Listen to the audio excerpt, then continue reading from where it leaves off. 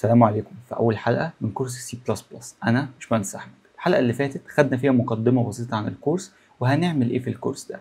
في الحلقة دي هنبدأ أول خطوة بجد، بس قبل ما نبدأ الكورس ده معمول عشان يوصل لك المعلومة بطريقة بسيطة وبطريقة مش معقدة ومن غير مصطلحات كتير ملهاش لازمة، وأهم حاجة من غير شرح ممل. طيب أول خطوة عشان نقدر إن احنا نكتب كود السي بلس بلس بتاعنا محتاجين حاجة نكتب عليها واللي هي ال IDE، وده عبارة عن برنامج بيحول الهاي ليفل لانجويج للو ليفل لانجويج، او بيحول اللغة اللي احنا بنكتبها لزيروز وونز. زي ما احنا اتفقنا ان اي جهاز ديجيتال هو اللغة الوحيدة اللي بيفهمها الزيرو والواحد او الصفر والواحد، ودي اللي بنسميها الباينري كود. طيب حلو قوي، ممكن تشتغل على اي دي انت حابه، مفيش اي مشكله. انا هشتغل على فيجوال ستوديو، موجود فري وتقدر ان انت تنزله.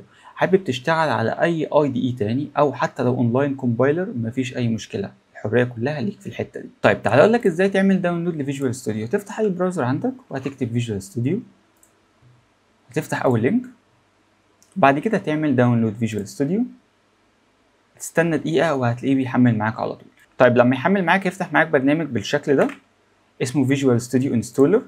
مجرد ان انت تفتحه هو مش هيفتح لك بالواجهه دي بالظبط، هو هيفتح لك حاجه زي كده. انا طبعا عشان منزله قبل كده هيفتح لك حاجه زي كده. كل اللي عليك ان انت تعمله ان انت تنزل تحت شويه وهتعلم على دي صح، اللي هو الديسكتوب ديفلوبمنت والسي بلس بلس، وبعد كده هتلاقي عندك هنا كلمه انستول.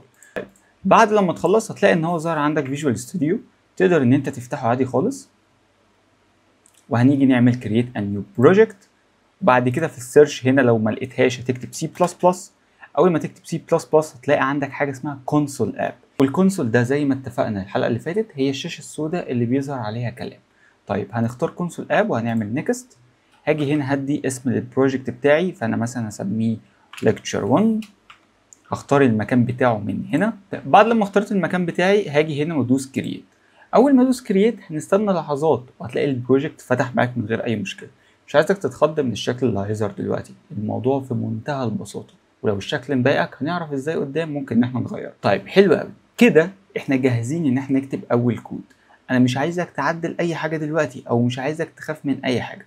كل اللي عايزك ان انت تعمله كوبايه الشاي بتاعتك وتعالى معايا على الليكتشر اللي جاي.